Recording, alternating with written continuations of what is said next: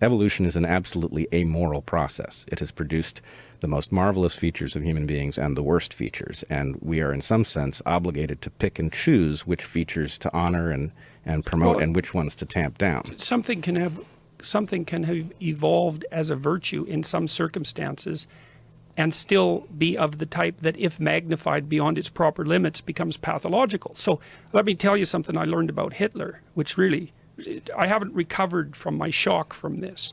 So we've been looking at the relationship between political belief and personality. Okay, and your political belief is strongly determined by your temperament. So liberal left types are high in trait openness, that's creativity, and low in conscientiousness. But you can fragment conscientiousness up into industriousness and orderliness. And the real predictor for conservatism is in orderliness, not industriousness. And you might think, well, that's no surprise. Right-wingers are more orderly, hence Hitler's call for order, let's say. But it's one thing to posit that, and another thing to measure it. Now it's measurable. And it appears that orderliness is associated with sensitivity to disgust.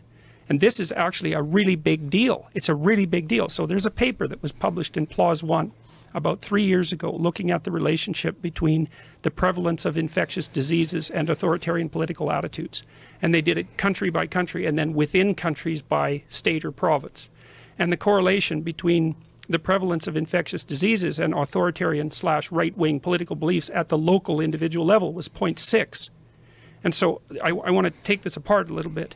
Okay, so the idea is that this is part of what you might describe as the extended behavioral immune system. And one of the problems with the interactions between groups of human beings in our evolutionary past was, well, exactly what happened to the Native Americans is, you know, they came out and shook hands with the Spanish conquistadors, and then within a couple of generations, 90% of them were dead of smallpox and measles and mumps. And so it's been a truism in our evolutionary past that if you meet a group of if you're a group of isolated humans and you meet another group of isolated humans and you trade pathogens, there's a real possibility that you and everyone you know are going to be dead in no time flat. And so we have a disgust mechanism that produces this implicit, let's call it racial and ethnic bias that is part and parcel of the human cognitive landscape. But the problem with that is that it's rooted in a disgust mechanism that actually serves a protective function. Now, when I was sorting this out, I was reading Hitler's Table Talk, and Hitler's Table Talk is a very interesting book. It's a book of his spontaneous mealtime utterances from 1939 to 1942. And I went through with this new knowledge because people think of conservatives as or fascists as afraid of those who are different. They're not afraid. They're disgusted. And that's not the same thing, because you burn things you're disgusted by.